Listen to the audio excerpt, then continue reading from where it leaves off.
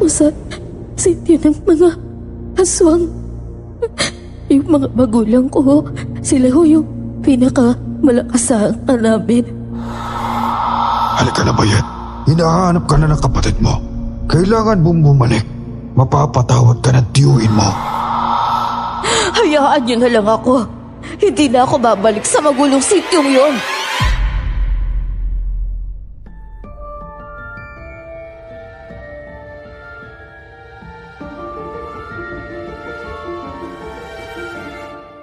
Lahat ng tao ay may kanya-kanyang pinagdaraanan. Ang iba naman ay tinatakbuhan o tinatakasan natin dahil wala na tayong magawang paraan. Kaya minsan, hindi natin masisisi ang ibang taong tumakbo sa kanilang pinagmulan. Dahil may mga dahilan na tayo lang din sa sarili natin ang nakakaalam. Magandang araw sa inyong lahat. Dahil sa dami ko nang napakinggang istorya sa channel na ito, naisipan kong isulat ang kwento naming magkapatid noong panahon ng pagputok ng pinatubo. Ako nga po pala si Marvin at ito ang aming kwento.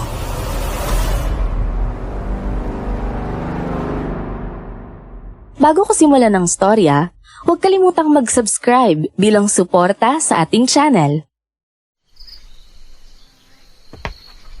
Kuya, nasan si nanay?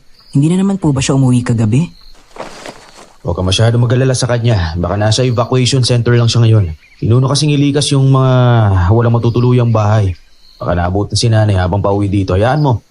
Magtatanong-tanong na ako sa mga kakilala ko. Baka nakita nila si nanay. Kuya, ang tinatanong ko lang kung umuwi siya o hindi. Ang dami mo na agad sinagot. Napakasungit mo talaga. O sige na, kumain ka na at mag-aasikaso pa tayo ha. Ang daming alikabok na nakapasok dito sa loob ng bahay. Kung maglilinis tayo at hindi lilinisin yung labas, papasok pa din po ang mga alikabok niyan. Kaya mas maganda na hayaan na muna. Sa kwarto na lang po muna tayo. Sira ulo hoy. Kailangan natin maglinis dito ngayon. Kung may pumasok man, edi linisin na lang natin ulit. Ang mahalaga ngayon ilibre yung oras natin para gamitin sa paglilinis. Dahil kung wala nang pumapatak na abo bukas, pwede na tayong maglako ulit ng taho. Oo nga pala. Kung hindi tayo maglalako, hindi tayo kakain. Bakit kasi pinanganak tayong walang pera, kuya? Wala pang magulang na umintindi. Yang kasungitan mo talaga. Nawawala na naman sa lugar. Hindi kasungitan yun, kuya. Nagsasabi lang ako ng totoo. Nainis na talaga ako dyan kay nanay. Ayoko lang magsalita dahil alam kong magagalit ka. O tama na yan. Kahit ano pang mali ang gawin ni nanay, hindi dapat tayo magsabi ng ganun sa kanya. Anak niya lang tayo. Kaya hayaan natin maintindihan niya yung sarili niya. Saka isa pa, hindi naman ako nagkulang sa pagpapalaki at pagpapangaral sa'yo, di ba? Alam ko naman yun, kuya. Na ginagawa mo ang lahat para sa akin. Naging tatay ka sa akin sa murang edad, na itinaguhil mo ang pamilya natin. Hindi ka nagsasalita kay nanay kasi masyado kang mabait. Pero ako, nasasagad din ako. Ikaw talaga Pigilan mo palagi yung sarili mo. Mag-isip ka ng higit sa 2 beses. Kung tama ba o mali yung sasabihin mo. Oo na, kuya. Sige na, maglilinis na. Ang dami talagang sinasabi, nakakainis.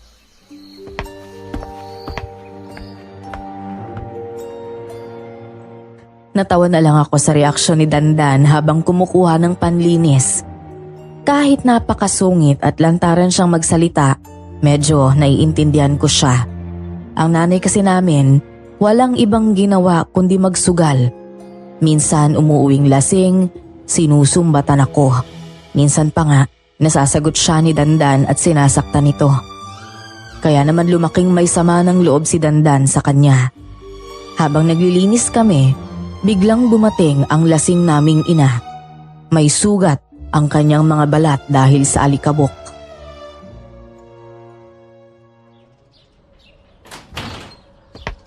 Nay! Anong nangyari sa'yo? Bakit naman umuwi ka ng ganitong panahon? Bakit? Bawal na ba akong umuwi sa sarili kong bahay? Ano akala niyo patay na ako? Nag-aalala lang po si kuya, nay. Dahil sumugod kayo sa mga pumapatak na abo. Nagkasugat tuloy kayo. Sa halip na sagutin niyo po yung tanong ni kuya, minamasama niyo. Ba't Bakit ganyan ka sumagot, ha? Ganyan ba kitang pinalaki? Ikaw nga po ang nanay ko eh. Dapat nga po ikaw ang nagpalaki sa akin. Ano ba, kuya? Bakit mo ba ako pinipigilan? Hindi ba dapat masabi ko sa kanya ang nararamdaman ko at ang totoo? Nang matauhan man lang siya. Palagi ka na lang ginaganyan eh. Ayos na yun. Tama na. Sige na. Ako na maglilinis dito. Pwede bang maghain ka na lang ng pagkain para makakain na tayo ng sabay-sabay? Ilabas mo na rin yung panlinis ng sugat, ha? Ilagay mo dyan sa lamesa. Halika na. Upo muna tayo dito. Lilinisan kita. Hindi na kailangan. Kaya ko ng sarili ko. Oo, di ba? Uy, huwag ka na magdabog dyan. Sinabihan na kita, di ba? Opo. Yang kapatid mong yan, sobrang tigas ng ulo. Hindi man lang marunong gumalang. Hindi niya ba alam na ako ang nagluwal sa kanya at nagpalaki? Ano makakala niya? Mabubuhay na siya sa mundo nang wala ko? Kalokohan niya. Opo, pasensya na po kayo kung may kasungitan yung kapatid kong yan. Sadyang ganyan lang po talaga mga kabataan ngayon. Totoo yan. Ganyan din umasayang anak ng kaibigan ko katitigas ng mga ulo ng mga kabataan ngayon. Kung malakas lang ako at nako. Nabugbog ko na yung kapatid mo na yan. Wag naman pong ganun. Hindi din naman po magandang sinasaktan ng kabataan ngayon. Nagiging palaban sila. Isipin nilang kalaban nila ang mundo. Doon nagsisimula magkaroon ng rebelde, lalo na sa mga bata. Ay sus, kalokohan yan. Oo nga po. O siya, eto kape. Mukhang may tama pa po kayo ng alak Hindi naman ako lasing. Pero salamat sa kaping to, pwede na akong matulog. Hindi na po ba kayo kakain? Naghain po si Dandan, no? Hindi na. Mamaya na lang pagkagising. Kumain na kayo, baka malipasan kayo ng gutom at yung kapatid mo. Pag nalipasan ng gutom, baka lalong sumama ang ugali. Sige po. Atid ko na po kayo sa kwarto ninyo. Huwag niyo na rin po masyadong kamutin yung sugat ninyo, ha? Bukas po, kapag may bukas na klinik, pumunta po kayo doon na matingnan yung mga sugat ninyo. Baka kasi magkaroon ng impeksyon Hindi na. Hindi naman na masakit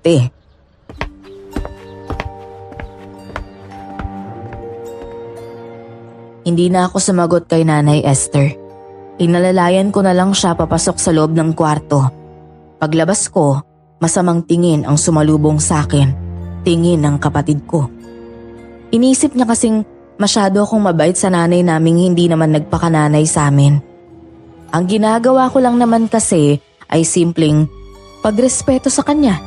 Respeto na lang bilang aming pinagmulan. Kinabukasan, inanunsyo na tahimik na ang pinatubo. Sinabing hindi na raw ito muling puputok kaya malaya na ang mga tao sa evacuation site na umalis at linisin ang kanilang tahanan. Kaya naman kinuha namin ang pagkakataong yun para maglako ng tahok.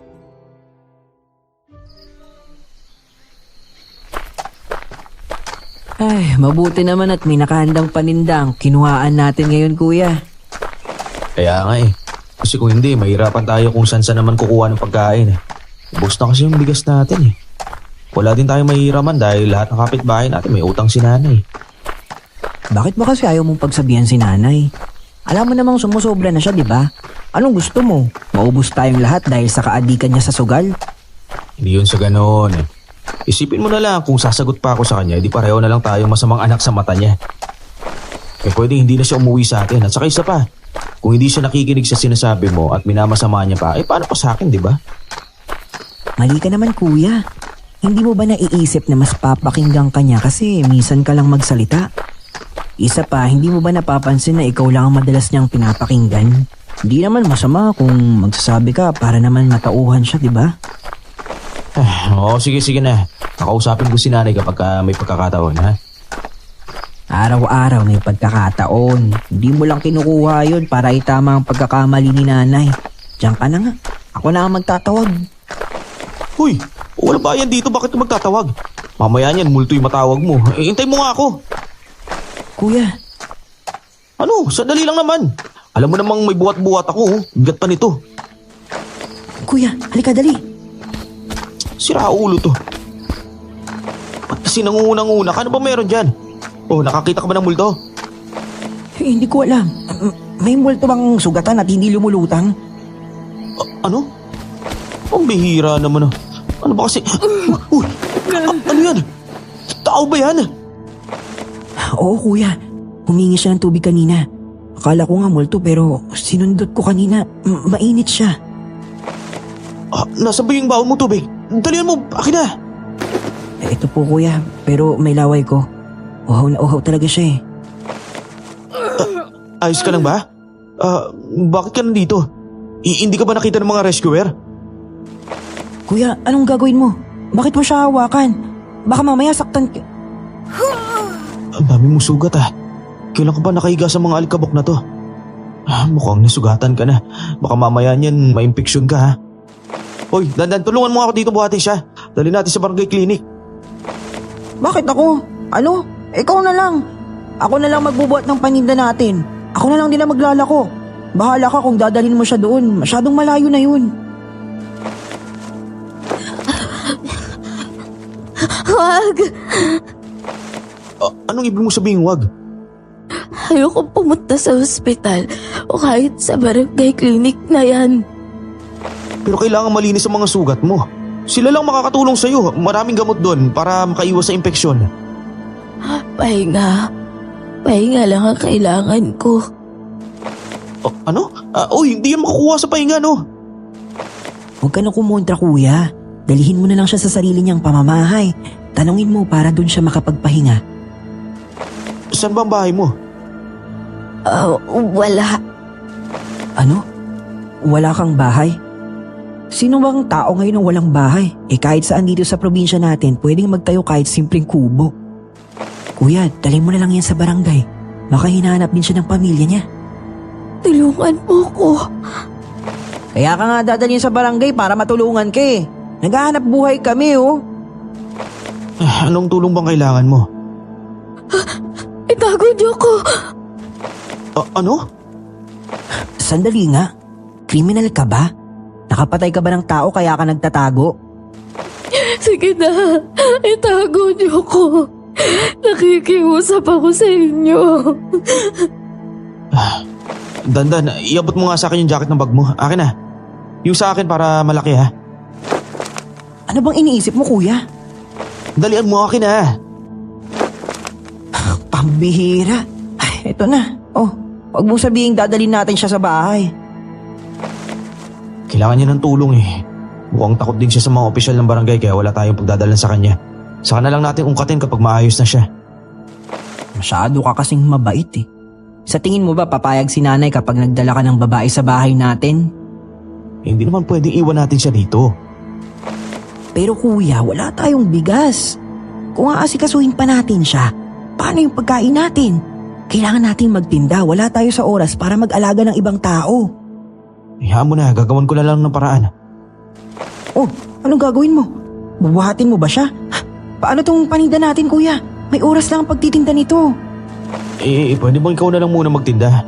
Kapag nasira yan at hindi nabenta, magkakaroon pa tayo ng utang. Kaya nga, pero tutulong ka sa iba? Naghihirap na nga tayo eh. Ay, pambihira ka.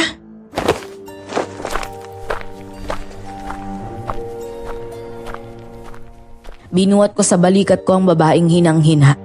Halos hindi na niya makayang makapagsalita dahil sa mga sugat na dulot ng abo mula sa pumutok na bulkan. Lalong nadurog ang puso ko nang pilitin niyang magsalita. Para lang sabihing ayaw niyang ipaalam sa barangay o sa mga opisyal ang sitwasyon niya.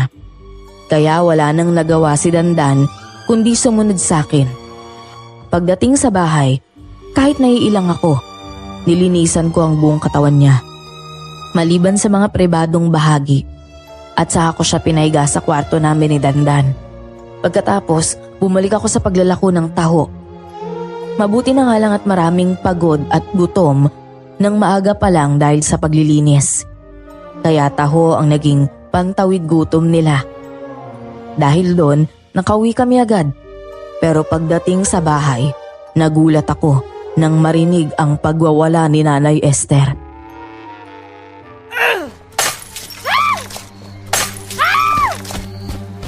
Nay? Ano pong nangyayari sa inyo? Bakit po kayo nagsisisigaw at sinasaktan yung babaeng to? Tumamay ka, Marvin.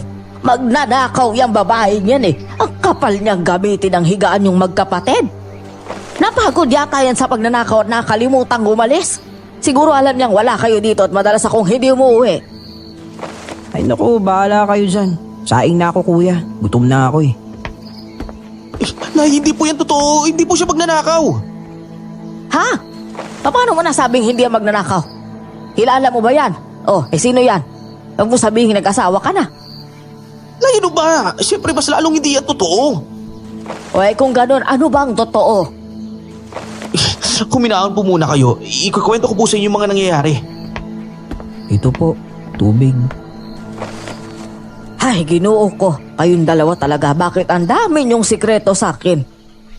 Wala po kaming tinatago sa inyo. Sadyang wala lang po kayo kanina kaya hindi namin nasabi kaagad. Ewan ko sa inyo. Sino ba kasi ang babaeng yan at saan ba galing yan? Ayos lang po ba kayo? Ano po bang pangalan ninyo at saan kayo nakatira? O tamo na, lintigang ka na talagang bata ka.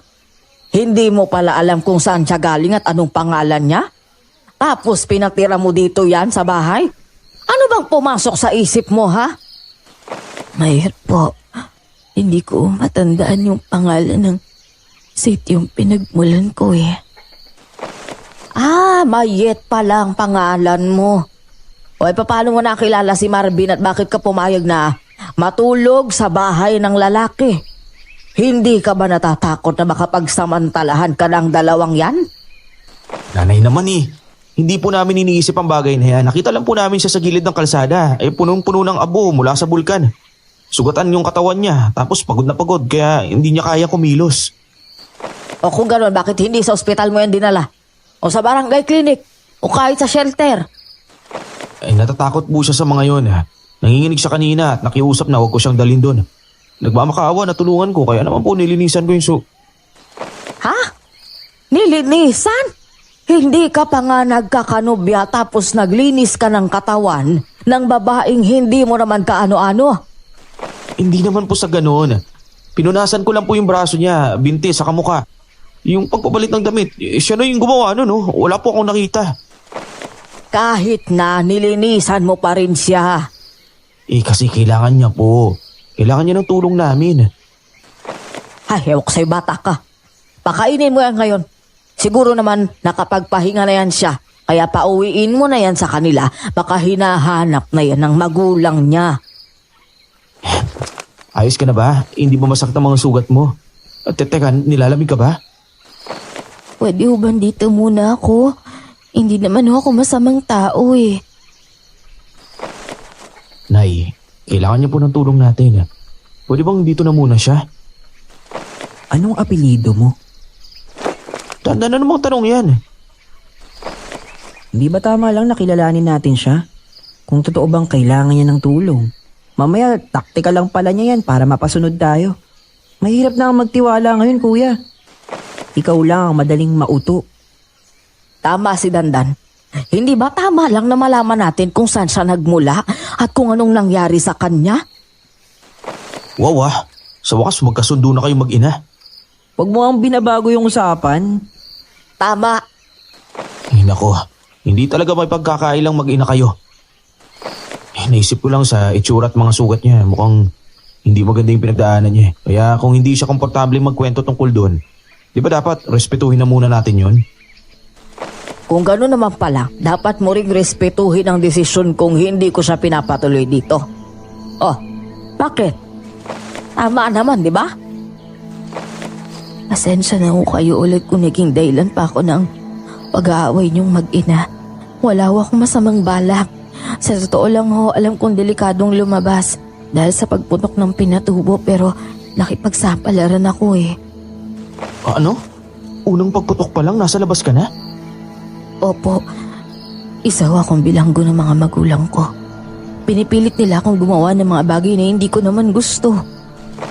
Wala akong pagpipilian. Kaya nung oras ng paglikas, kinuha ko yung pagkakataon na yun para tumakas.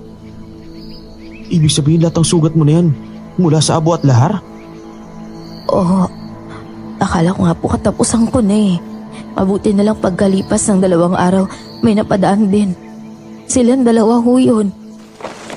Kaya pala ayaw mong pumunta sa opisyal ng barangay. Baka doon din pumunta ang mga magulang mo kaya sinabi mong tulungan ka magtago. Ano? Sinabi mo yun? Sinabi mong tulungan kang magtago? Hindi mo ba naiisip na baka mapahama kami dahil sa pagtulong namin sa'yo? Hindi naman po ako magtatagal eh. May kaibigan ho akong pupuntahan. Aalis ho kami sa probinsyang ito. Magpapalakas lang ho muna ako bago ko siya puntahan. Mga ilang araw lang naman ho. Wala akong makakaalam dahil hindi naman ho ako lalabas ng bahay. Ay ako, ewan ko. Wala naman ako madalas dito. Bahala na kayo. Marvin, aalis na muna ako bago mahuli sa lamesa. Ay, sugal na naman. Huwag mo alalahanin si nanay. Ganyan naman talaga yung mga sinasabi niya. Ibig sabihin, pumapayag na siya. Madalas nga kami magkapatid lang ang nakatira dito eh. Ayos lang ba sa'yo yun? Magiging komportable ka ba kung kami lang kasama mo? Wala siyang ibang pagpipilian kundi umalis. Alangan naman tayong umalis para maging komportable siya. Uy, Dandan, mukha mo naman. Luto na ang pagkain. Halika na po kayo. Tinabihan ko na po si nanay ng pagkain niya mamaya kapag umuwi siya. Ito po pala yung gamot na kasama sa plastic. Kaya mo bang lagyan ng sarili mo, Aling Mayet? Anong aling ka dyan? Hati lang, ikaw naman oh. Siya nga pala, salamat sa pagkain. Madami ka nabentang tao kanina bago ako bumalik no. Pagbebenta kasi ang inaatupag ko, hindi pagchichismis. Lahat kasi ng suki sa atin, palagi mong chinichismis. Hindi chismis ang tawag doon, pakikisama yun. Luz, dahilan mo. Oh, wag mo siyang bigyan yan. Ipagdadamot mo, sardinas lang. Sira ka talaga kuya. Hindi naman yun ang iniisip ko, no? Tignan mo yung mga sugat niya. Mukhang sariwa pa. Hindi ba bawal ang mga malalansa sa ganyang sugat? Kasi hindi daw gagaling agad. Mangangati at mahihirapan kamutin yun. Oo nga pala. Ako nga pala si Marvin, Mayet. Ito naman kapatid ko, si Dandan. Esther naman yung pangalan ng nanay namin. Pagpasensyahan mo na yung mga nagawa niya kanina. Ha? Hindi kasi ako nagpaalam eh. Kasalanan ko rin. Ang dami kasing nangyari. Hindi na namin magawang magpakilala kanina. Ayos lang ho. Ako nga ho dapat yung humingi ng pasensya sa inyo eh.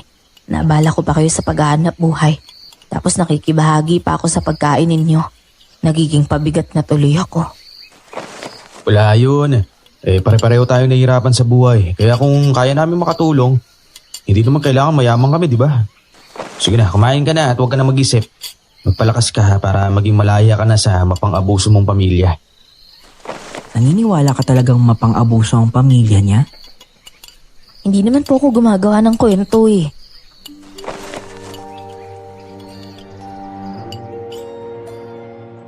Hinawakan ko ang kamay ni Dandan mula sa ilalim ng lamesa para pigilan siyang sumagot. Humingi naman ako ng pasensya kay Mayet. Kung ano man ang totoo sa buhay niya, wala na kaming karapatan na husgahan siya dahil lang tinutulungan namin siya. Kinabukasan, nakita naming walang tao sa kwarto ni Nanay Esther. Si Mayet naman ay mahimbing pang natutulog. 4:00 pa lang kasi ng madaling araw, gising na kami. Kailangan mauna kami sa aming pinagkukunan ng paninda para maaga naming mailako. Nag-almusal muna kami bago umalis. 4 na oras din kaming naglako bago makaubos. Pagdating namin sa bahay, nagpabalik-balik kami ni Dandan sa labas para masiguro kung bahay ba namin yung pinasok namin. Ano nangyari dito? Bakit biglang ganito ang bahay natin? Bahay ba talaga natin to? Nandiyan na pala kayo. Pasensya na kung nagulat kayo ha. Sinubukan ko lang namang ayusin ng kaunti. Inayos ko lang yung mga gamit para mas maliwalas tingnan. Inutusan ka ba ni nanay? Sino nagsabi sa'yo na gawin mo to? Hindi pa naman bumabalik si Aling Esther. Kusa ko lang tong ginawa kasi eto, nagpapapawis lang. Wala naman akong pinakialamahan, pinunasan ko lang tapos inayos ko ng lagay. Tama yan para makabahid ka naman sa pagtira mo dito sa amin. Dandan, bunganga mo naman. Sorry, nagsasabi lang ng totoo. Salamat sa paglilinis mo sa bahay namin ha. naglilinis naman kami pero iba talaga pagka lalaki ang gumagawa. Pagpasensyahan mo na rin yung kapatid ko. Nakakaya naman sa'yo. At saka isa pa, dapat nagpapalakas ka. Hindi yung inuubos mo yung lakas mo rito sa paglilinis. Hindi mo kailangan mag-alala. Mas lumalakas ako kapag napapawisan. Baka 2 araw na lang ako dito. Ayos lang ba? Oo naman. Kapag ramdam mong ayos ka na, saka ka umalis. Halika, kumain na tayo. May dala kaming lutong ulam.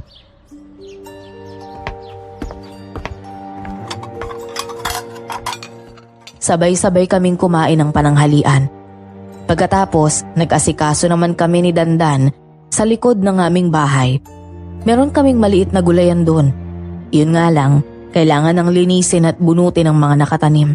Dahil mamamatay din naman ang mga ito dahil sa mga alikabok na mula sa bulkan. Pagdating ng dapit hapon, nagulat kami nang si Mayet ang nagluto. Simpleng bulang lang na may asin at paminta lang. Walang kahit anong samyo, pero masarap pa rin naman. Kinagabihan, sa kwarto ni Nanay Esther kami natulog habang sa kwarto namin si Mayet. Hindi rin umuwi si Nanay. Lumabas ako ng kwarto at pumunta sa banyo sa likod ng bahay nang marinig ko ang boses ni Mayet.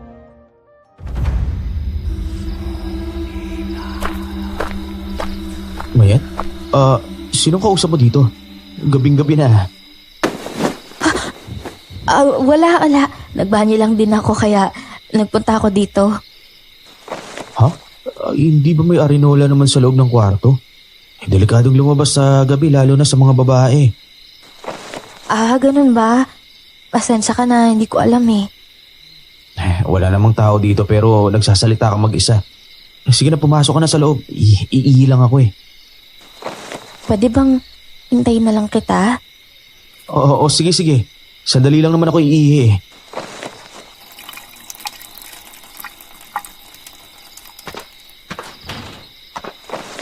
Tapos ka na? Hindi mo man lang babubuhusan? Ay, oo nga pala. Sandali lang ha. Hindi namin ginagawa ito madalas eh. Nagbubuhos talaga kami ng banyo. Wala naman ako sinabi. Pinapaliwanag ko lang. Lamig dito sa labas. Parang may dumadaang aswang. Ano? Oh, bakit? Hindi ko ba sanay na makarinig ng mga aswang? Alam mo, kaya delikadong lumabas dito sa probinsya kapag kagabi dahil sa kanila eh. Pag mainit ang panahon tapos biglang lalamig ang simoy ng hangin. Sinasabi ng mga matatanda na yung hangin daw na yun ay gawa ng aswang dahil sa mabilis na pagkilos nila. Oh, ano mo kaya no? Natatakot ba kita? Hindi naman. Balik na ako sa kwarto ha. Sandali lang. Bakit? Nasagi ng kamay mo yung kamay ko. Mukhang nilalamig yung kamay mo eh. Natakot ka ba? Pasensya ka na. Hindi ko sinasadya. Hindi. Ayos lang ako. Pasensya na. Inaantok na ako eh. Sige, balik na ako sa pagtulog. Sige. Matulog ka na mahimbing. Kinabukasan, nagulat kami dahil maghapong hindi lumalabas ng kwarto si Mayet. Kaya nag-alala ko at naglakas loob na kumatok. Hindi siya sumagot, kaya pinasok na lang siya ni Dandan. Naabutan namin ang kama niyang nakatalukbong. Sinubukan namin siyang gisingin pero walang sumasagot. Kaya naman ginalaw namin ang kumot at nakita naming wala siya ron. Nagkatinginan kami ni Dandan, saka sinimulang hanapin siya sa paligid ng bahay. Pumasok pa kami sa kwarto ni Nanay para hanapin siya, pero wala rin siya doon. Nang lumabas kami, napaatras kami sa nakita namin. Saan ka ba galing ha? Nay Esther, saan po kayo galing dalawa? Magkasama po ba kayo? Tanungin niyo yung magaling na babaeng yan kung saan siya galing. Uy, sabi niya hindi siya lalabas. Pasensya na ho talaga. Hindi ko naman ho sinasadyang umalis eh. Nalaman ko lang po na umalis na rin yung kapatid ko dun sa poder ng angka namin kaya gusto ko ho siyang hanapin. Gusto mong hanapin? Tapos ano?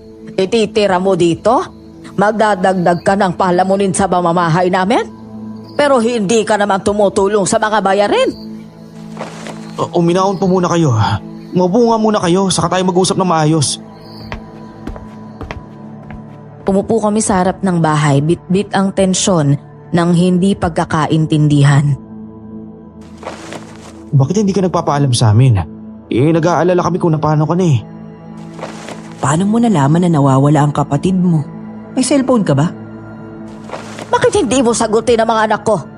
Sabihin mo nga, ano ba talagang binabalak mo? Huwag niyo naman po siyang takutin. Baka natatakot lang siya kaya hindi makapagsalita. Pasensya na ho talaga.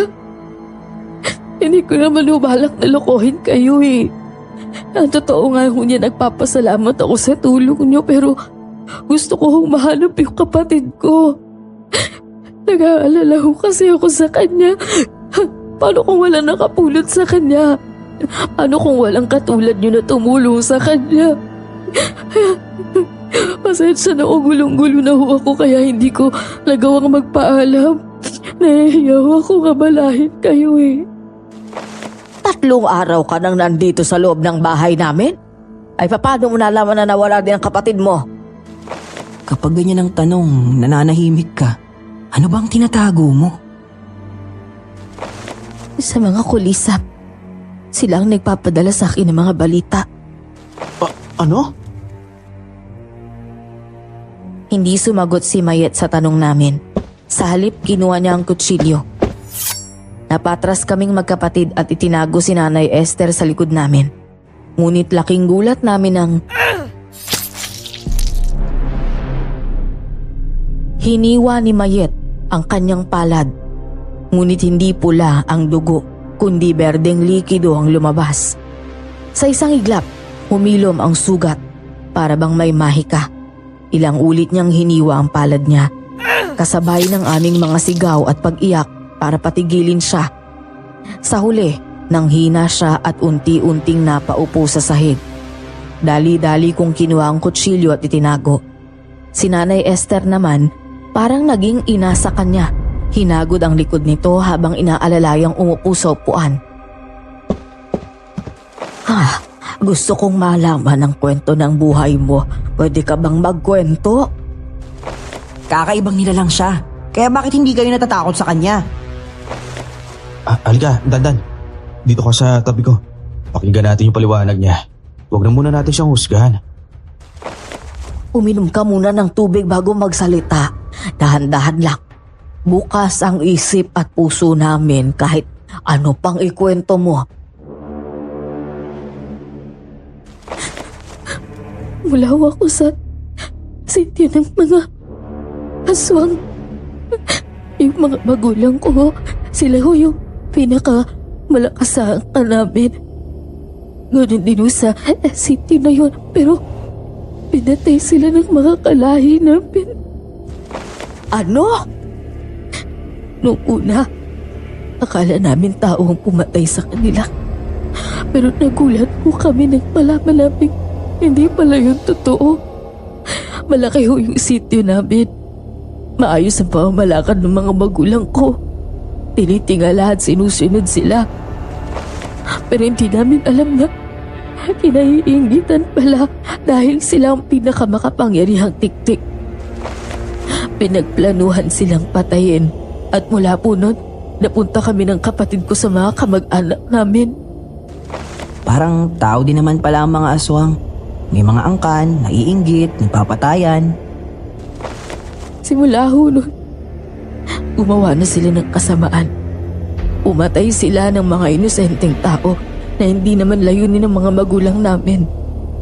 Kahit aswang ho kami, pero lumaban kami ng patas at hindi kami pumapayag sa pagpatay ng mga walang laban. Anong ginawa nila sa'yo? Ginamit ka ba nila sa kasamaan? Opo, sobrang kanin ho nila. Nakikipaglaban na sila sa ibang aswang para sakupin ang ibang sityo. Gusto ho nilang mamuno sa buong probinsya at kami ang gusto nilang gamitin. Kasi kapag kaming magkapatid na ang lumaban, lahat sila manghihina. Ganun ho kami kalakas. Pero hindi kami sumunod, kaya ginawa nila kaming alila. Pinagtrabaho kami ng maghapon at magdamag. Walang pagkain, walang tubig, hanggang sa may pagkakataon. Tumakas ako. Hindi ko alam na tatakas din yung kapatid ko. Wala kaming kakayahang kalabanin ng mga aswang na yon, pero kung ikaw ang pinakamalakas, hindi ba't ikaw lang ang makakatalo sa kanila? Pero pinahina po nila ako. Hanggang ngayon mahina pa rin ako dahil sa angklang nilagay nila sa paa ko. Isa lang naman yung hamak na pilak. Paano naging papahina yan? Ang pilak po, yan ang kahinaan ng mga aswang. Ang angkla na puro pilak, ginawa para manghina kami. Parang 100 kilong bigat na araw-araw kong binubuhat. Tabi, puputulin ko ang angkla na yan para maging malakas ka at kalabanin sila. Imposible ho. Ang pilak na yan pinagtibay ng sumpa mula sa isang mangkukulam. Ano? Nakakatawa naman tong kwento na to. Hindi ko akalain na may ganitong drama pala ang mga aswang. Anong gusto mong gawin? Hanapin mo ang kapatid mo, alisin ang angkla. May kilala akong albularyo. Kapag inalis po ang angkla ko nang hindi ko pa siya nakikita, matutunto nila ako. Gagamitin nila ang kapatid ko para mapabalik ako sa sitio. Ano itsura ng kapatid mo? Saan mo nga ulit siya nalaman na nawawala? Sa kulisap daw. Yun yung palaging maingay tuwing gabi. May kakayahan kaming maintindihan sila. Sila ang tagahatid ng balita sa amin. Oo nga, yan din ang ginagamit ng matatanda noon. Saan naman namin siya pwedeng hanapin? Kanina po, sinipad ko yung paligid. Kung sa silangan siya pumunta, nakabundok yon. Doon din pumutok ang bulkan. Malabo. Sa kanluran, kalabang aswang.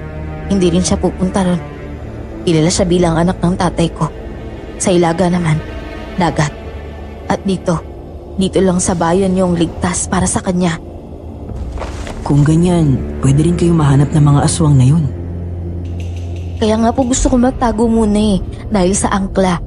Hindi nila ako basta maamoy. Magtatanong-tanong ako sa mga kakilala ko kung may batang dayo silang nakita. Ano ba itsura ng kapatid mo? Maliit na batang babae ho. 7 taon pa lang. Meron din siyang angkla. At hindi po siya nakakapagsalita. Mula nang nasaksihan niya kung paano pinatay ang mga magulang namin. Ay, kawawa naman pala kayong magkapatid. O sige ganito, wala tayong sasayanging oras. Dandahan Marvin, pumunta kayo kay Lolo Juanito. Humingi kayo ng pangontra laban sa mga aswang. Maghahanap tayo kahit gabi na. Ano pong nakain nyo at balak nyo silang tulungan? Di naman po kayo ganyan dati. Halika na, Dandan. Samahan mo ako kay Lolo Juanito. Maiwan ko po muna kayo dito, ha?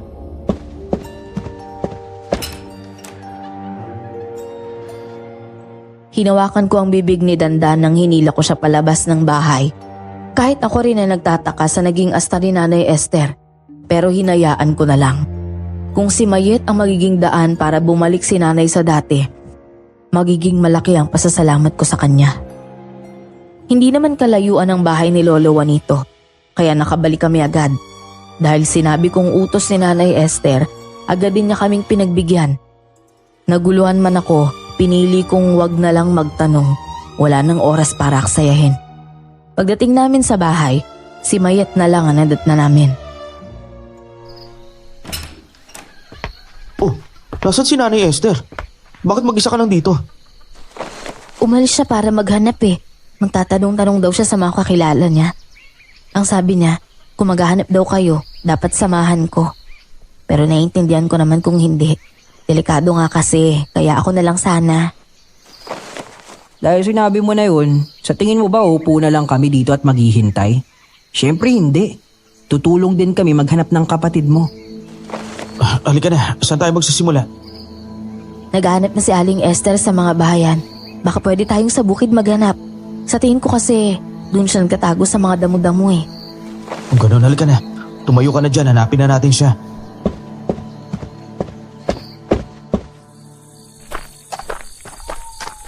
Maraming salamat sa pagtulong niyo Sisiguruhin kong hindi kayo mapapahamak. Paano naman kami mapapahamak sa paghahanap? Maliban na lang kung ipagkakaluno mo kami. Hindi ko gawain ng mang traidor. Siguro, may tinago lang ako sa inyo pero hindi ako sinungaling na tao, no? Tama na yan, baka may makarinig sa atin eh. Maging alerto na lang tayo sa paligid. Mas malakas ng kaunti ang pandinig ko kaysa sa inyo. Pwede kong marinig kahit paghinga niya lang. Mabuti kung ganun. Mapapadali tayo masuyod yung buong lugar. Nga pala, saan ka nakita ni nanay kanina? Papunta sa bukid. Akala nga niya may kakatagpuin ako kasi may tinatawag ako eh. Kaya naman pala. Nakakapagtaka si Aling Esther. Parang may iba sa kanya. Biglang tutulungan niya akong mahanap ang kapatid ko. Huwag kang makampante. Mayaman yan. Ibebenta ka pala ng nanay ko sa mga naghahanap ng aswang. Uy, tinatakot mo naman siya. Hindi ko siya tinatakot. Sinasabi ko lang ang pwedeng mangyari kung masyado kayong nagtitiwala kay Nanay Esther. Matagal na siyang adik sa sugal at alak. Hindi siya magbabago sa isang pitik lang, no? Huwag mong pakinggan si Dandan Mayet ah. Masama na ang loob niya kay nanay. Ayokong mangialam sa inyo. Pero sana magpasalamat na lang kayo na meron pa kayong ina. Ako kasi, miss na miss ko na sila eh. Medyo madilim sa loob ng bukid na ito. Makapalang damo. Baka may ahas kayong matapakan ha. Mag-iingat kayo. Ayaw mo ba talaga sa akin, Dandan? Bakit nunguna ka sa paglalakad at palaging nakasigaw magsalita? Pasensya na talaga. Baga kasing tumatanda ang isip niya kaya ganyan magsalita eh. Ano kinalaman nun? Nangunguna lang ako kasi ako ang may dala ng mga pangontra ng aswang. Kung lalapit ako, baka lalong humina ang kakayahan mong maamoy o marinig ang kapatid mo. Masyado mo naman ako hinuhusgahan. Saka kuya, walang mali sa ugali ko ah. Kung magiging mabait ako kagaya mo, baka mas maraming nananamantala sa'yo. Kumbaga, balanse lang ang ugali natin para patas ang mundo. May tama nga siya. Hindi naman bumubukas ang bibig niya para magsabi ng walang kwenta eh. Lahat may punto. Tama ka dyan. Pero minsan nakakaya na rin eh. Sobrang pranga kasi niyan eh. Maswerte ka pa din at nagsasalita ang kapatid mo. Ako nga, Maghanap ba tayo o magchichismisan kayo?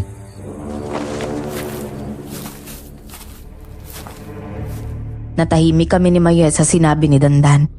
Naghiwalay kami ng kaunti sa paglalakad para masilip ng husto ang mga makakapal na damo. Sabi ni Mayet, doon daw madalas nagtatago ang kapatid niya noong nagtatrabaho sila sa sarili nilang bukid sa kanilang sityo. 2 oras na kaming sumusuyod sa bukiran. Pero ni anino ng bata, wala kaming makita.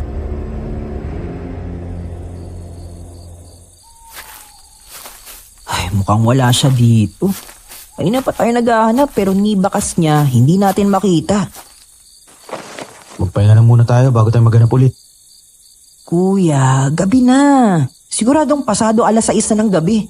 Sigurado ka bang maghahanap pa din tayo? Kailangan, hindi pwedeng matapos ang gabi na to na hindi natin siya nakikita. Kung ilang araw na siyang nawawala at walang nakapulot, ibig sabihin gutom na yun at nauuhaw. Pasensya na kayo ah. Pwede naman kayong umuwi muna eh. Kahit iwan nyo na ako, kaya ko namang maghanap kahit magdamag pa. Eh di nilamon kami ng konsensya namin. Hayaan mo na, konti na lang yung bukira na hindi natin nasusuyod. Yung mataas na damuhan na yan, bundok na yan. Hindi yan basta maakyat sa sobrang tarik mula dito. Sa kabilang parte natin pwedeng akyatin.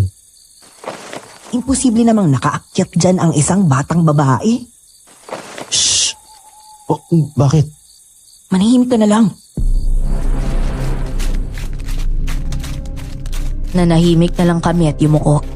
Hinintay kung anuman ang parating na nararamdaman ni Mayet. Ilang sandali pa, may malakas na bagay na bumagsak sa harapan namin. Isang payat na lalaki, pulang-pula ang mata, may mahabang dilang na kalawit at mahahabang kuko. Kulubot ang balat niyang parang punong kahoy na nabubulok. Dahan-dahan siyang lumapit kay Mayet. Nagmamadali naman akong hinarangan siya at binuksan ang bag na nasa harap ni Dandan. Sino ka? Anong kailangan mo? Bakit ka nandito? Hindi kayo kailangan ko. Kaya umalis kayo sa daan. Yun naman pala eh. Hindi ikaw ang umalis. Halika na, Mayet. Hinahanap ka na ng kapatid mo. Alam ko ang daan papunta doon. Kailangan mong bumalik. Mapapatawad ka ng tiyuhin mo. Sinungaling ka! Huwag mo nang hayaan na magalit palalo ang tiyuhin mo sa'yo. Umalis ka na dyan sa likod nila at sumama ka sa akin. Pangako, hindi ko sila sasaktan. Hayaan niyo na lang ako. Hindi na ako babalik sa magulong sityong yon. Alam mo kung ano ang kayang gawin ng tiyuhin mo. Huwag mo nang hayaan na may matabay pang iba. Sinungaling ka! Kahit makuha niyo si Mayet sa poder niyo, nananakit pa rin kayo ng ibang tao. Mga gahaman kayo sa kapangyarihan kaya hindi kayo nabayayaan, di ba?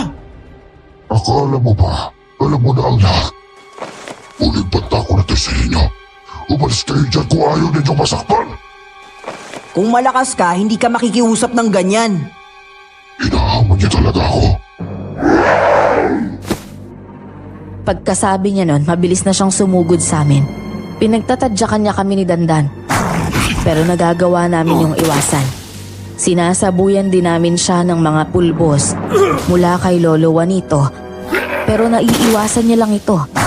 Patuloy ang pag-atake niya sa aming magkapatid.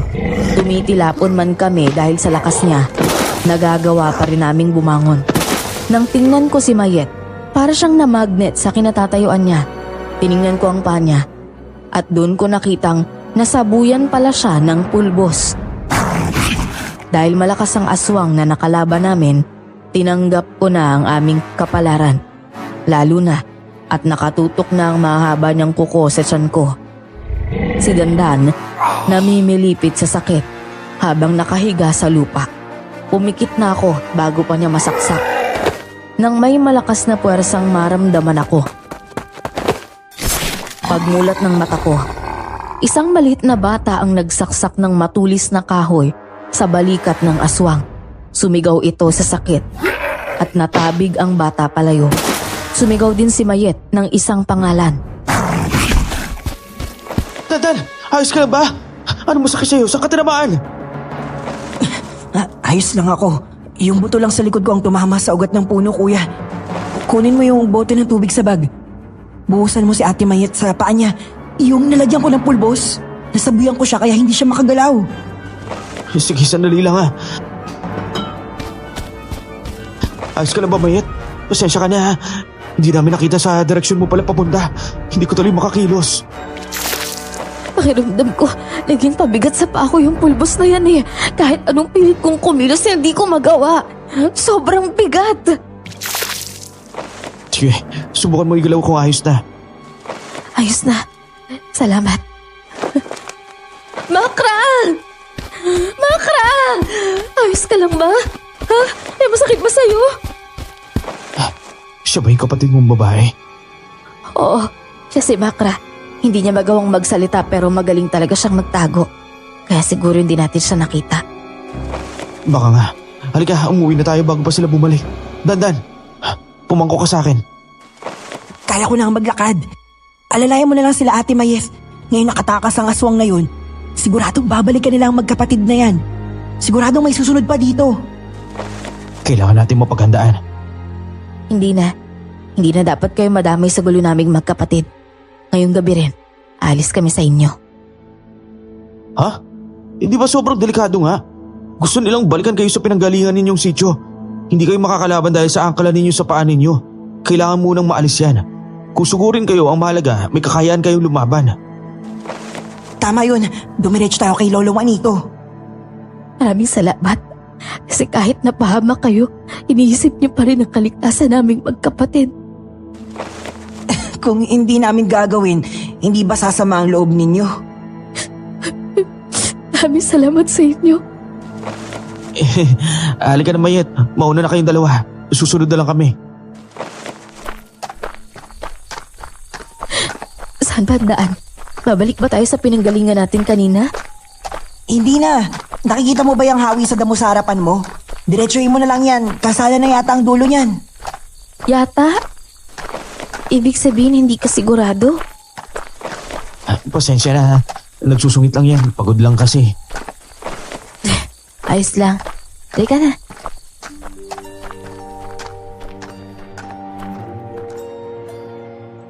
Sinundan namin ang damuhan na may hawi. At tama nga si Dandan.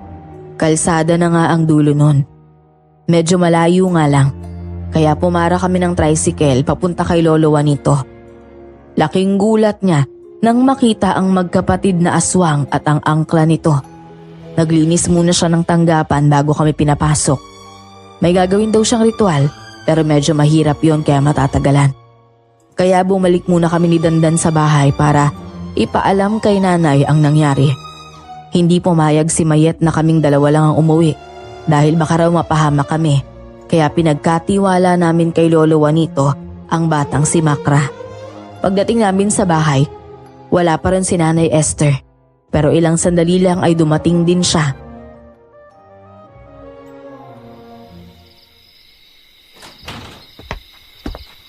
Oh, kanina pa ba kayo dyan? Anong balita? Nahanap niyo ba yung kapatid ni Mayet? Ano nangyari sa paghahanap niyo? Nay naman, dahan-dahan lang kayo. Maupo muna kayo. Dandan, malapit sa iyo yung bitchel. Pahingi naman ng tubig oh. Ano ba kasing nangyari sa inyo? Kanina pumunta ako dito pero wala kayo. Magtatanong na sana ako ng iba pang impormasyon eh. Ayos na po. Nakita na po namin yung kapatid niya, si Makra. Talaga? Mabuti naman kung ganon. Nasaan siya ngayon? Saan niyo dinala? Oh, bakit may sugat ka sa mukha, Dandan? Anong nangyari sa'yo? Pasensya na ho, kasalanan ko. Nakainkwentro ho namin yung lalaking aswang na gustong ibalik ako sa sitio. Ano? Nakasagupa pa ninyo yung aswang? Oh, buti hindi kayo masyadong napuruhan. Nilabanan ho ni na Marvin at Dandan, kaya hindi kami ganong nasaktan. Pero si Dandan po yung mukhang malubha eh. May sugat ho siya sa likod. Sa may bandang spinal niya. Ano? Dandan, akin na nga patingin nga ako. Nay, ayos lang po ako. Wag po kayo mag-alala. Kaya ko pa kaya wag niyo na po ako masyadong isipin. Paano mo nasabi na ayos lang? Tingnan mo nga ito namamaga ang malaking buto mo sa likod. Paano magiging ayos lang yan? Ay, Diyos ko po. Halika na. Muna tayo kay Lolo Juanito. Ipapagamot natin yan. Sorry po, Nay. Sorry po talaga. Hindi ko po naprotektahan si Dandan. Pero ginawa ko naman po ang lahat ng makakaya ko.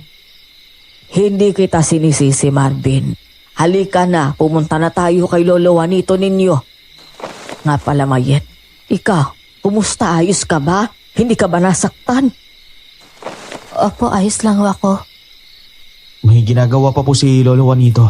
Mukhang hindi niya kagad tayo maasikaso eh. Ano na bang ginagawa? Nag-oorasyon pa po siya para maalis yung angkla na nasa paa ni Mayet at Makra. Matindi daw po talaga ang orasyon na yun eh.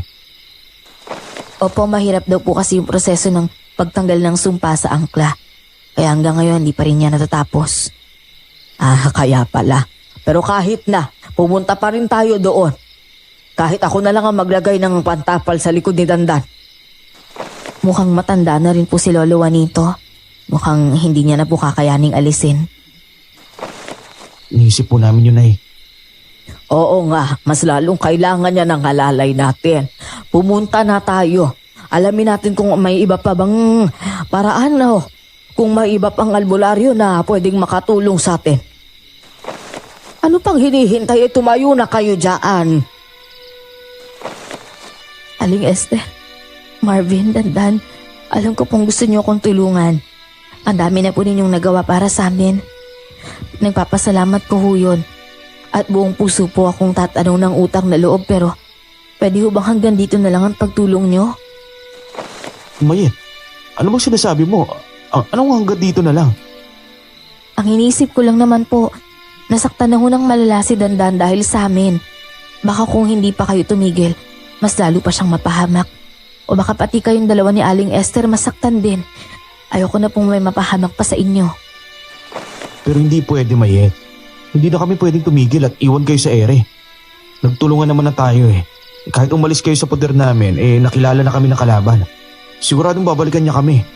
Ngayon kung maghiwa-hiwalay tayo, siguradong pare-pareho tayong mapapahamak. Tama si Marvin, Mayet. Alam kong gusto mo lang kaming iligtas.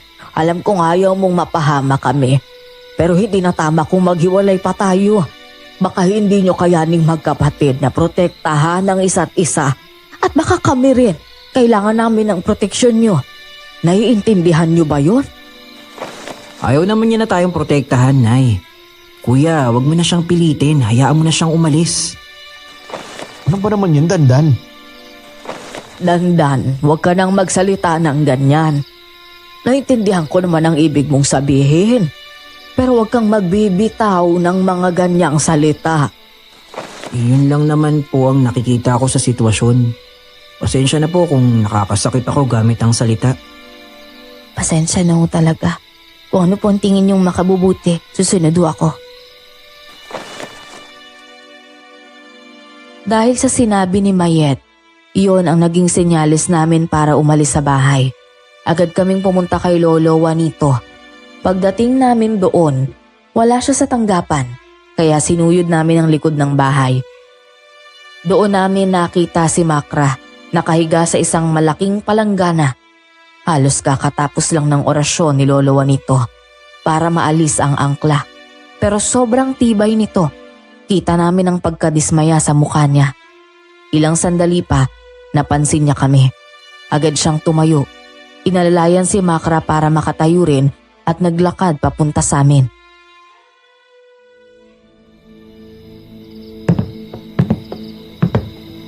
Lolo Juanito, ano pong nangyari?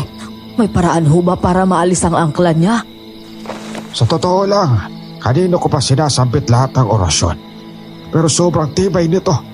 Sa tingin ko, lahat ng kadugo lang nila ang makakaalis ng angkla. Kadugo? Bakit hindi mo subukan, Mayet? Sa tingin ko, hindi ito tungkol sa magkapatid lang. Mukhang kailangan kung sino ang kadugong kasama noong binuo ang sumpa sa angkla nilang dalawa. Yun din ang mag-aalis nito. Ano po sinasabi niyo? Maalis lang ho namin ang angkla sa paa namin kung lalapit kami sa aming tsuhin? Parang gano'n na nga iya. Yun ang mabilis na paraan. Hindi pwede. Nagamitin sila sa kasamaan ng kanilang angkan. Kaya paano namin hayaang mapunta sila doon? Kaya nga sila tumakas kasi hindi na nila masikmura ang mga pinagagawa sa kanila. Lolo, baka makagawa kayo ng ibang paraan na hindi kailangan ng mga bagay na yun. Subukan pa po natin maghanap. Sa totoo lang, habang ginagawa ko yung pag-oorasyon sa batang babae kanina, nakita ko kumislap ang sumpa ng angkla. Ibig sabihin, nararamdaman ng nagbigay ng sumpa kung may gumagalaw pa sa angkla. Ibig niyo pong sabihin, makikilala niya kayo at matutuntun dito? Pwede rin silang sumuho dito para kunin yung magkapatid. Parang gano'n na nga. Kaya ang maipapayo ko sa inyong mag-iina ay ibigay niyo sa kanila kanilang kailangan. Kung ayaw niyo ng gulo at may mapahamak pa rito. Hindi ako papayag. Lalabanan natin kung sino man yung mga nilalang na iyon. Huwag lang mabalik sa kanilang mga bata para gamitin sa kasamaan. Pero parang mapapahamak lang kayo. Pwedeng madamay ang mga tao dito sa barangay natin kapag nagkataon. Gawin niyo na lang ho kahit anong orasyon. Subukan niyo ho kung pwedeng gamitin yung dugo namin. Mapayag ho akong gamitin ang dugo ko. Maalis lang ho yung angkla sa amin.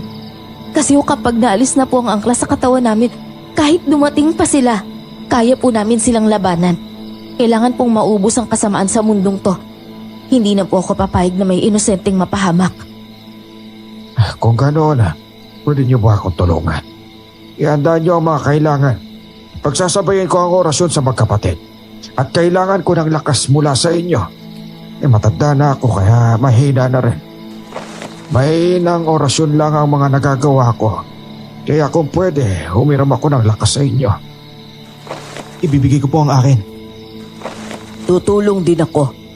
Pero hindi pwede ang anak kong si Dandan. May malaki siyang pasa sa likod dahil sa pakikipaglaban kanina. Kung ganoon, ayos na ang dalawa. Sa ngayon, kailangan niyong uminom na salabat. Para saan po yung salabat? Para mas lalong lumabas ang lakas natin. Isa pa, maiiwasan ang impeksyon sa katawan ni Dandan. Sige po, pag-init lang po ako ng tubig at gagawa ng salabat.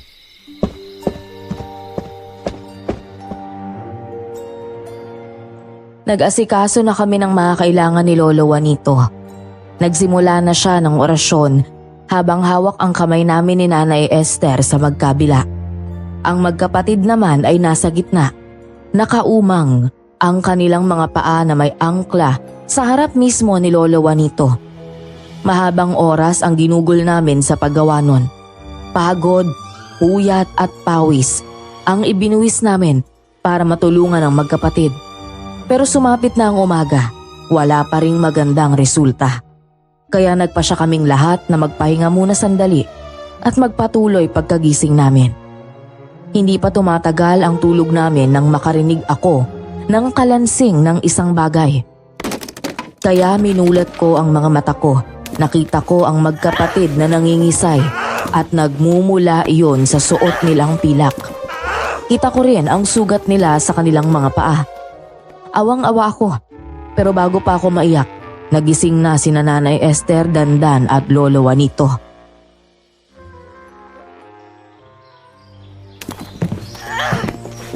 Ano po nangyayari sa kanila? Bakit po parang nangingisay ang magkapatid? Kailangan po ba nila ng tulong? Ano pong pwede natin gawin? Sa palagay ko, nahanap na natin ang tamang orasyon para maalis ang akla sa paa nila. Pero sa oras na ito, ginagawa ng paraan ng kabilang panig para hindi ito maalis. Nilalabanan ng mga magkapatid ang puwersa. Gusto nila makawala mula sa pagkakaakla. May maitutulong ho ba kami? Siguro sa ngayon, kailangan lang natin hawakan ang kanilang mga kamay. Kapag nangingisay sila, mararamdaman nila ang suporta natin na nakadikit sa kanila. Sige po, ayan. Tumigil na po sila, Lolo. Pero tingnan mo, namumula yung angkla nila at unti-unting bumubuka. Nagawa natin ang tamang orasyon. Gayon, kailangan natin na ay mapabalik ang kanilang natural na kakayahan. Isa pa, hindi na sila pwede dito sa loob ng kwarto. Maraming pangontra ng aswang dito, mahihirapan sila. Ayusin ko ang tanggapan para doon sila makapagpahinga. Hindi ako makatulog kaya po nagluto na lang ako ng pagkain eh. Ano pong nangyayari? Nakahain na po sa lamesa ang pagkain ha. Halika po, kumain na po muna tayo. Mauna na po kayong kumain. Hintayin ko lang po silang magising. O gano'n, maiwan na muna namin kayo rito ha. Nagugutom na rin kasi ako. Sobrang pagod ang ginawa natin kagabi.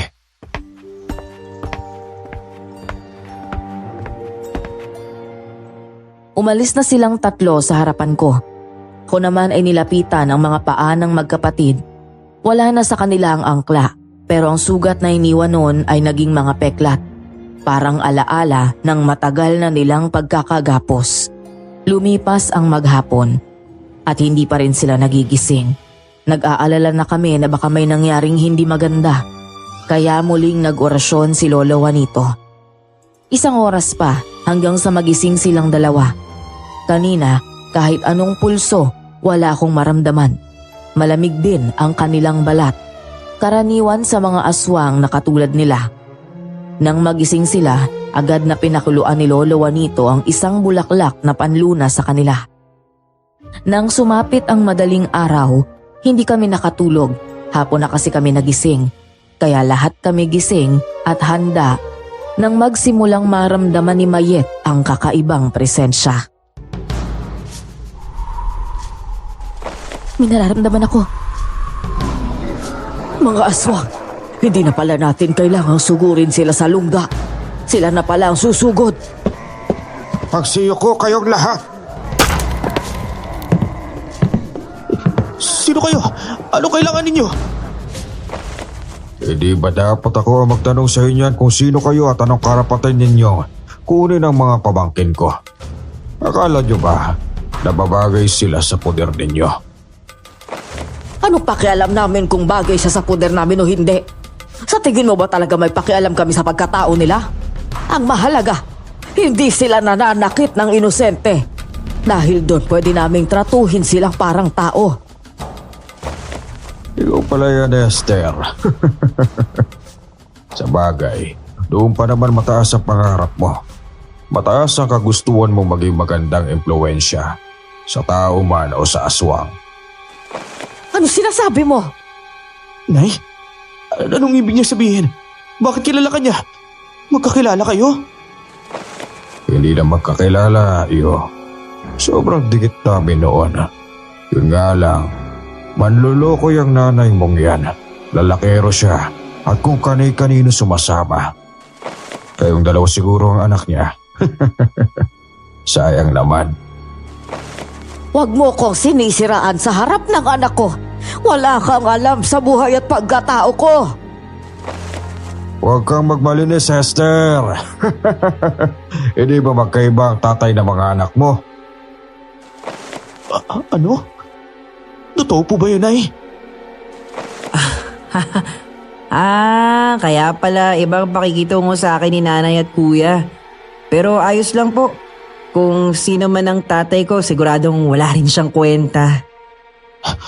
Ano ba yan, Dandan? Naniniwala ka kagad sa aswang na yan? Hindi niya tayo kilala, di ba? Hindi ka dapat nagpapaniwala sa mga kagaya nila. Kuya, kahit hindi niya sabihin, alam ko ang totoo. Hindi nga tayo magkamukha kahit magkaapelido tayo. Huwag na nating ipagkaila yun. Sinabi din yun ng mga klase ko sa akin na mas gwapo daw ako kaysa sa'yo. Sino ka bang hayop ka? Hindi ko gustong mangimasok sa buhay mo, Esther. Pero madami pa akong alam.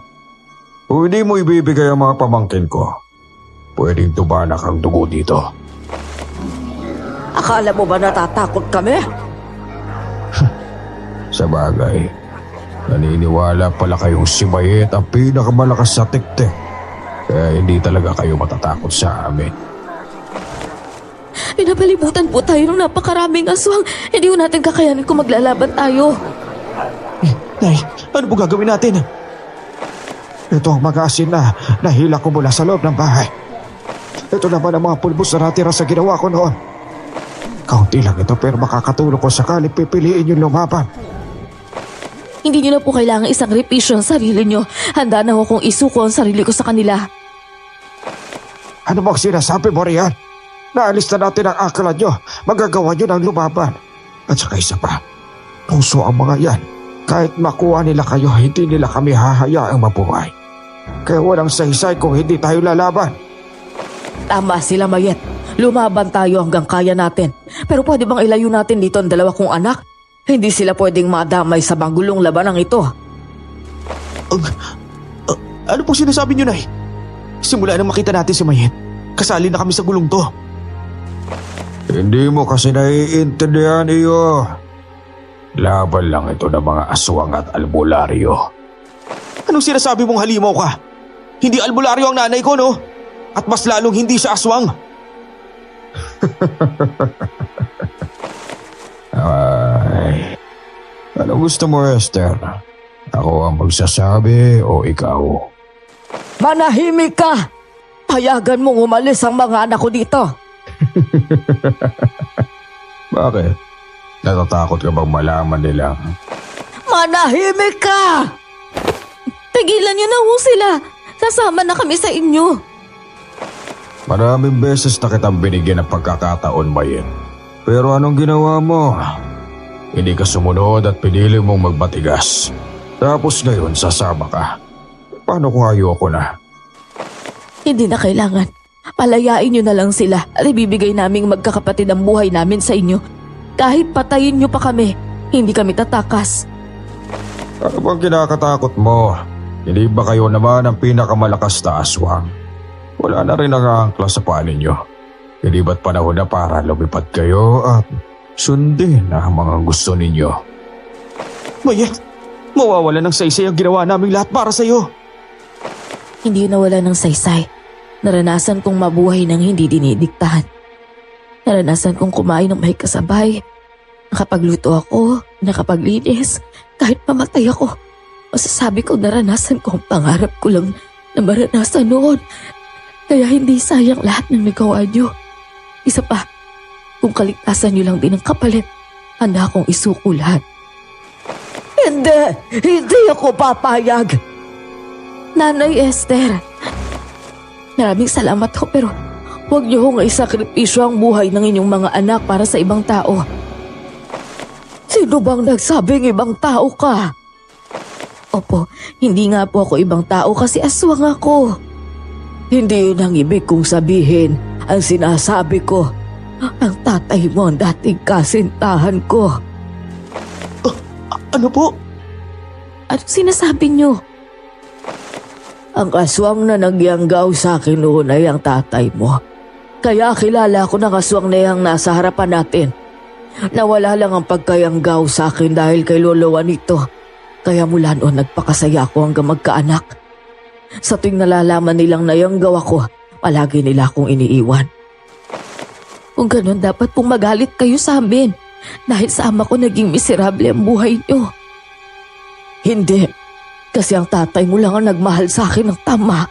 Tinuruan niya akong magmahal ng hindi tumitingin sa itsura, kakayahan, kayamanan o uri man yan. Ang tatay mo ang nagparamdam ng tunay na saya sa akin. Kaya paano ko hahayaang hindi niyo maranasan yun? Hindi maranasan ng anak niya. Sa likod lang kita. Hawakan mo ang buntot pagi na to. Hindi natin mapipigilan si nanay kaya tutulungan na lang natin siya. Magaling naman ako makipaglaban sa tao, kuya. Poprotektahan natin ang isa't isa. Para akong nanonood ng isang magandang palabas. Yung drama ng isang pamilya ang may kabit na aswang. Ikaw ba, tanda? Hindi ka ba natutuwa? Pagiging aswang ulit ang iniligtas mo noon. Pagkasabi niya nun, mabilis siyang sumugod kay nanay. Haharang sana kami, pero may mga aswang ding lumapit sa amin. Kaya naman naging abala kami sa kanya-kanyang laban. Kahit ang kapatid ni Mayet na hindi nagsasalita ay nagpalit ng anyo sa harapan namin. Saka siya tumalo ng mataas. Pinasikmuraan at pinasipa sa batok ang ibang mga aswang. Kitang-kita namin yun ni Dandan dahil nagsasaboy kami ng asin at mga pulbos. Kapag natamaan sila, bumabagsak sila sa lupa at si Lolo Juanito ang pumapatay sa kanila. Sobrang gulo, sobrang ingay at sobrang baho ng hanging na aamoy namin mula sa kanila. Matagal din ang naging labanan. Hindi ko masyadong nakita ang labanan sa pagitan ni Nanay, Mayet at ng tsuhin nila. Nakahinga ako ng maluwag nang makita kong madali lang palang matatalo ang mga alalay nilang aswang. Asin lang, bumabagsak na sila. Nag-inat ako ng likod nang bigla na lang may yumakap ng mahigpit sa liig ko mula sa likod. Sige, Mayet. Subukan mo lumapit. Papatayin ko ito katulad ng nanay niya. Pasensya na wala akong nagawa. Patayin mo na siya, Mayet. Huwag mo ko intindihin. Kahit mamamatay ako, ang mahalaga, namatay siya at walang magpapatuloy na masamang balak niya.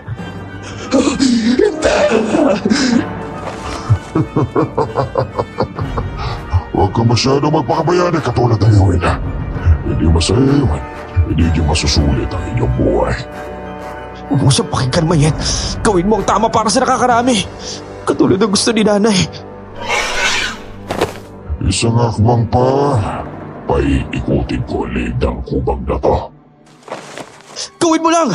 Huwag mo ako takutin sa mga bagay na hindi naman ako takot. Kung ganon. Bigla siyang umikot at pumunta kay Dandan. Mabuti na lang at maliksi ang kapatid ni Mayet. Sinipa niya sa ulo si Dandan kaya't hindi siya nahawakan ng masamang aswang. Matalino talaga ang kapatid ni Mayet. Alam niya agad ang susunod na hakbang ng tsuhin nila. Akala niya siguro matatakot niya akong mapatay. Kaya lumipat siya kay Dandan. Alam niyang magmamakahawa ako kapag kapatid ko na ang kinante. Nang hindi niya mahawakan si Dandan, nagulat siya. Kaya naman kinuha ng kapatid ni Mayet ang pagkakataon at sinaksak siya gamit ang mahaba na kuko sa batok. Tumalsik ang mabahong likido mula roon. Dandan! Tumisik ka, Dandan! Mayet, nasaan ang nanay ko? Pupuntahan ko lang siya. Natamaan siya sa tiyan. Sobrang lalim ng kaya hindi agad gagaling. Hindi talaga agad gagaling yun kung hindi ginagamot. Nasaan na ba siya? Ginawang aswang ni Makar ang nanay mo. Ano? Nasira ang bubong ng bahay ko. Tatabunan ang mga panlinis ko ng sugat at gamot. Mas maganda siguro kung dadalhin mo sa ospital si Dandan. Hindi naman siya nasugatan ng aswang. Nabagok lang siya dahil sa sipa ng batang yon. Lintik talaga. Magbabayad ka sa akin, bubuit ka. Kinuha mong aswang ang nanay ko tapos sinipa mo ang kapatid ko! Pasensya na talaga. Hindi intensyon ng kapatid kong makasakit. Wala siyang maisip na paraan. Hindi na ako sumagot. Sumunod na lang ako kay Lolo Juanito na tumakbo palabas. Mabuti na lang at malayo kami sa kalsada. Kaya walang ordinaryong taong nakasaksi. Pero hindi pa rin pala maganda yon. Dahil ang haba ng tinakbo ko para lang makasakay sa tricycle. Isang linggo ring nasa ospital ang kapatid ko. Ayokong umuwi siya nang hindi maayos ang ulo niya. Kaya pinadaan ko siya sa iba't ibang x-ray. Si Mayet naman ang nagbayad ng lahat, gamit ang pera ng angka nila.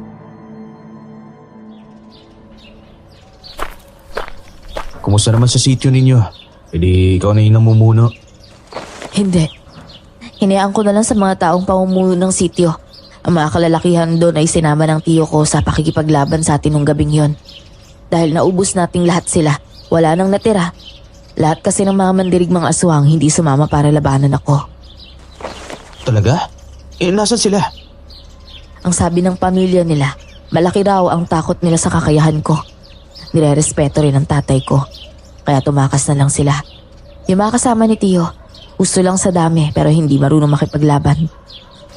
Alam mo, hanga din ako sa tatay mo ha. Pati nanay ko nagawang mapabago niyan kahit wala na siya dito sa mundo. Mabait lang talaga ang tatay ko. Hindi niya ginustong maging aswang.